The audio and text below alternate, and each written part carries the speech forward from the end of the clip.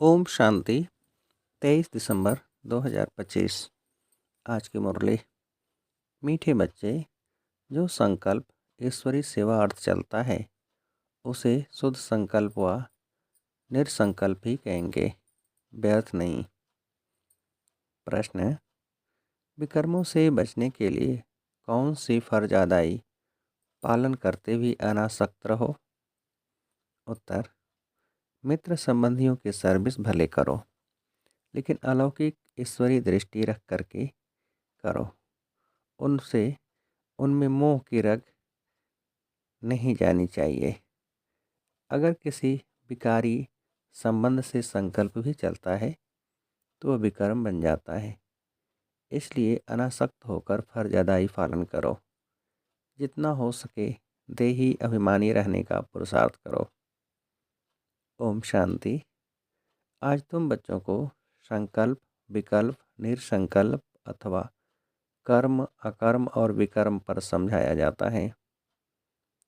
जब तक तुम यहाँ हो तब तक तुम्हारे संकल्प जरूर चलेंगे। संकल्प धारण किए बिना कोई मनुष्य एक क्षण भी रह नहीं सकता है। अब यह संकल्प यहाँ भी चलेंगे, सतयुग में भी चलेंगे और अज्ञान काल में भी चलते हैं। परंतु ज्ञान में आने से संकल्प संकल्प नहीं, क्योंकि तुम ईश्वरी सेवा अर्थ निमित्त बने हो। तो जो यज्ञ अर्थ संकल्प चलता वह संकल्प संकल्प नहीं, निरसंकल्प है। बाकी जो फालतू संकल्प चलते हैं अर्थात कलयुगी संसार और कलयुगी मित्र संबंधियों के प्रति चलते हैं, वह विकल्प कहे जाते हैं, जिससे ही विकर्म बनते हैं और विकर्मों से दुख प्राप्त होता है। बाकी जो यज्ञ प्रति अथवा ईश्वरी सेवा प्रति संकल्प चलता है वह गोया निरसंकल्प हो गया। शुद्ध संकल्प सर्विस प्रति भले चले। देखो, बाबा यहाँ बैठा है, तुम बच्चों को संभालने अर्थ, उसकी सर्विस करने अर्थ माँ बाप का संकल्प जरूर चलता है, परंतु यह संकल्प संकल्प नहीं, इससे विकर्म नहीं बनता है। परंतु यदि किसी का विकारी संबंध प्रति संकल्प चलता है तो उनका विकर्म अवश्य ही बनता है। बाबा तुम बच्चों को कहते हैं कि मित्र संबंधियों की सर्विस भले करो, परंतु अलौकिक ईश्वरीय दृष्टि से वह मोह की रग नहीं आनी चाहिए। अनासक्त होकर अपनी फर्जदाई पालन करनी चाहिए। परंतु जो कोई यहाँ होते हुए, कर्म संबंध में होते हुए उनको नहीं काट सकते, तो भी उन्हें बाप को नहीं छोड़ना चाहिए। हाथ पकड़ा होगा तो कुछ न कुछ पद प्राप्त कर लेंगे। अब यह तो हर एक अपने को जानते हैं कि मेरे में कौन सा विकार है। अगर किसी में एक भी विकार है तो वह देह अभिमानी जरूर ठहरा। जिसमें विकार नहीं वह ठहरा देही अभिमानी। किसी में कोई भी विकार है तो वो सजाएं जरूर खाएंगे, और जो विकार से रहित हैं वे सजाओं से मुक्त हो जाएंगे। जैसे देखो, कोई कोई बच्चे हैं जिनमें न काम है, न क्रोध है, न लोभ है, न मोह है, वो सर्विस बहुत अच्छी कर सकते हैं। अब उन्हों की बहुत ज्ञान विज्ञानमय अवस्था है, वह तो तुम सब भी उड़ देंगे। अब यह तो जैसे मैं जानता हूँ वैसे तुम बच्चे भी जानते हो। अच्छे को सब अच्छा कहेंगे, जिसमें कुछ खामी होगी उनको सभी वही वोट देंगे। अब यह निश्चय करना, जिनमें कोई विकार है वो सर्विस नहीं कर सकते। जो विकार प्रूफ हैं वो सर्विस कर औरों को आप समान बना सकेंगे। इसलिए विकारों पर पूर्ण जीत चाहिए, विकल्प पर पूर्ण जीत चाहिए। ईश्वर अर्थ संकल्प को निरसंकल्प कह सकते हैं वास्तव में निसंकल्पता उसी को कहा जाता है जो संकल्प चले ही नहीं, दुख सुख से न्यारा हो जाए। वह तो अंत में जब तुम हिसाब किताब चुकतो कर चले जाते हो, वहाँ दुख सुख से न्यारी अवस्था में तब कोई संकल्प नहीं चलता। उस समय कर्म अकर्म दोनों से परे अकर्मी अवस्था में रहते हो। यहाँ तुम्हारा संकल्प जरूर चलेगा, क्योंकि तुम सारी दुनिया को शुद्ध बनाने अर्थ निमित्त बने हुए हो, तो उसके लिए तुम्हारे शुद्ध संकल्प जरूर चलेंगे। सतयुग में शुद्ध संकल्प चलने के कारण संकल्प संकल्प नहीं, कर्म करते भी कर्म बंधन नहीं बनता। समझा? अब कर्म अकर्म और विकर्म की गति तो बाप ही समझा सकते हैं। वही विकर्मों से छुड़ाने वाला है जो इस संगम पर तुमको पढ़ा रहे हैं। इसलिए बच्चे अपने ऊपर बहुत ही सावधानी रखो। अपने हिसाब किताब को भी देखते रहो। तुम यहाँ आए हो हिसाब किताब चुकतो करने, ऐसे तो नहीं। यहाँ आकर भी हिसाब किताब बनाते जाओ तो सज़ा खानी पड़े। ये गर्भ जेल की सज़ा कोई कम नहीं है। इस कारण बहुत ही पुरुषार्थ करना है। यह मंजिल बहुत भारी है, इसलिए सावधानी से चलना चाहिए। विकल्पों के ऊपर जीत पानी है ज़रूर। अब कितने तक तुमने विकल्पों पर जीत पाई है, कितने तक इस निसंकल्प अर्थात दुख सुख से नारी अवस्था में रहते हो, यह तुम अपने को जानते रहो। जो खुद को नहीं समझ सकते हैं वह मम्मा बाबा से पूछ सकते हैं, क्योंकि तुम तो उनके वारिस हो, तो वह बता सकते हैं। निसंकल्प अवस्था में रहने से तुम अपने तो क्या किसी भी भिखारी के विकर्मों को दबा सकते हो। कोई भी कामी पुरुष तुम्हारे सामने आएगा तो उसका विकारी संकल्प नहीं चलेगा। जैसे कोई देवताओं के पास जाता है तो उनके सामने वह शांत हो जाता है, वैसे तुम भी गुप्त रूप में देवताएं हो। तुम्हारे आगे भी किसी का विकारी संकल्प नहीं चल सकता है। परंतु ऐसे बहुत कामी पुरुष हैं जिनका कुछ संकल्प अगर चलेगा तो भी वार नहीं कर सकेगा। अगर तुम योग युक्त होकर खड़े रहेंगे तो। देखो बच्चे, तुम यहाँ आए हो परमात्मा को विकारों की आहुति देने, परंतु कोई कोई ने अभी कायदेशीर आहुति नहीं दी है। उन्हों का योग परम पिता से जुटा हुआ नहीं है।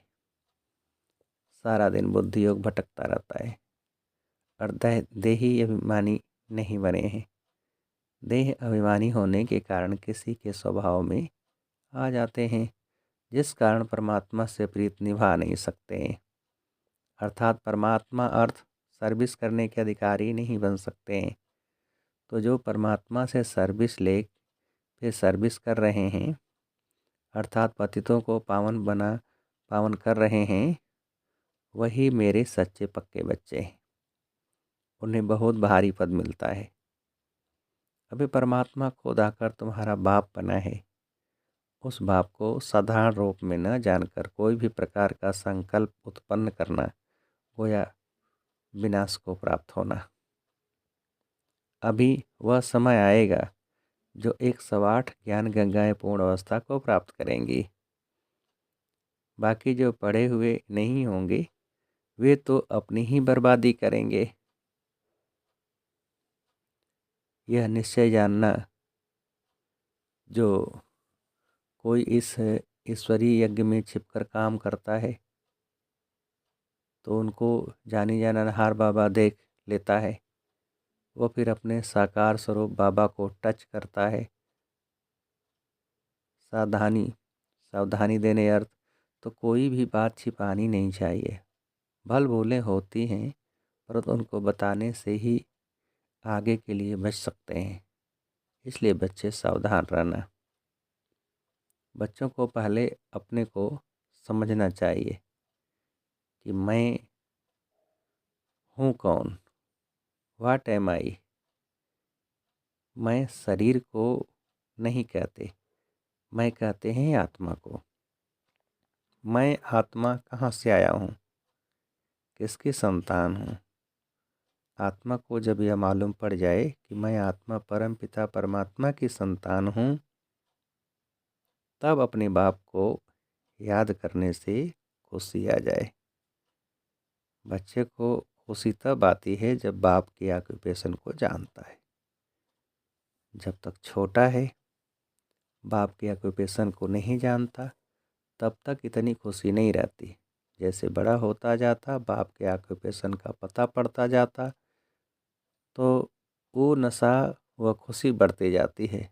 तो पहले उनके ऑक्यूपेशन को जानना है कि हमारा बाबा कौन है, वह कहाँ रहता है। अगर कहें आत्मा उसमें मर्ज हो जाएगी तो आत्मा विनाशी हो गई, तो खुशी किसको आएगी। तुम्हारे पास जो नए जिज्ञासु आते हैं, उनको पूछना चाहिए कि तुम यहाँ क्या पढ़ते हो, इससे क्या स्टेटस मिलती है।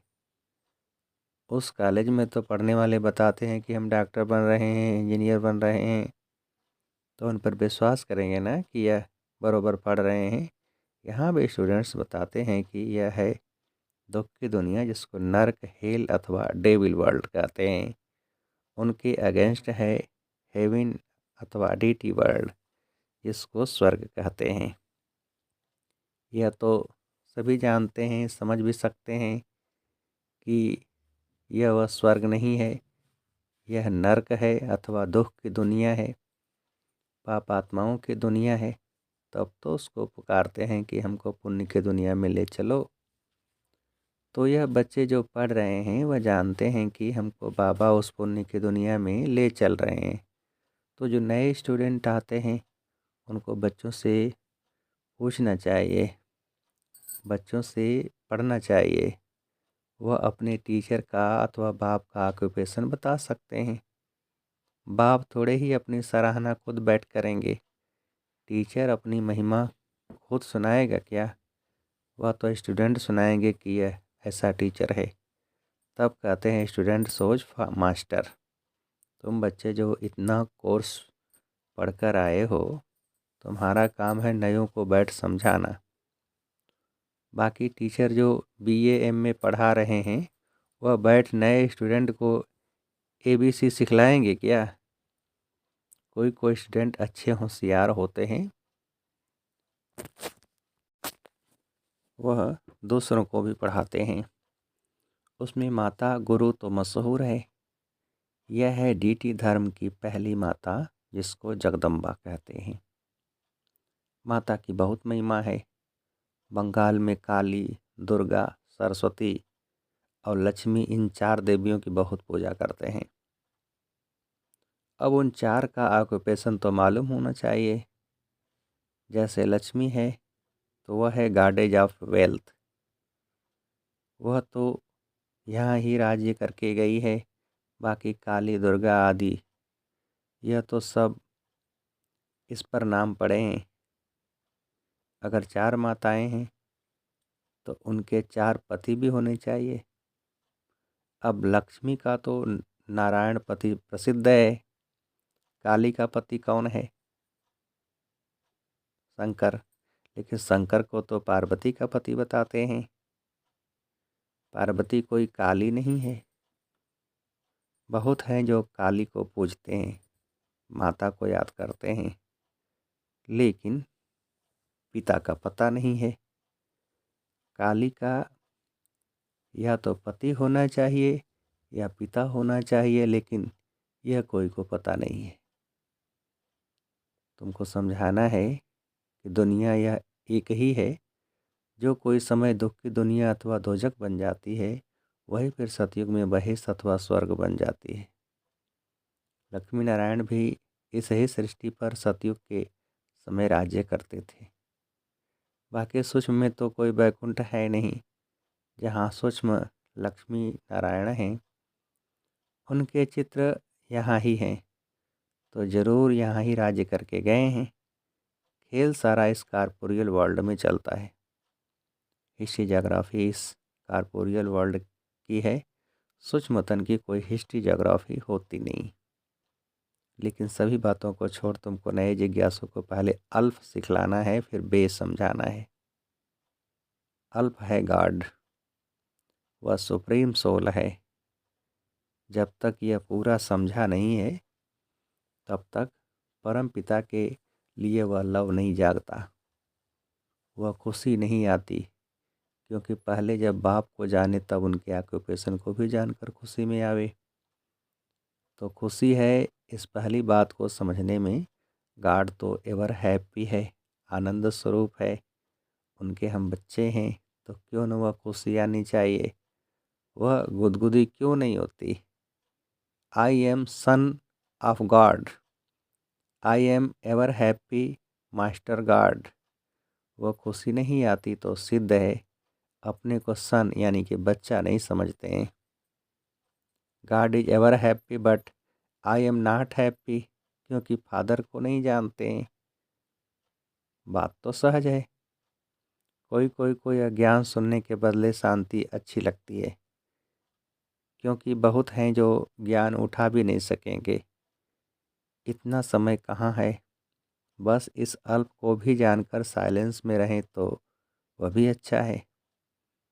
जैसे सन्यासी भी पहाड़ों की कंदराओं में जाकर परमात्मा की याद में बैठते हैं, वैसे परमपिता परमात्मा की उस सुप्रीम लाइट की याद में रहें तो भी अच्छा है।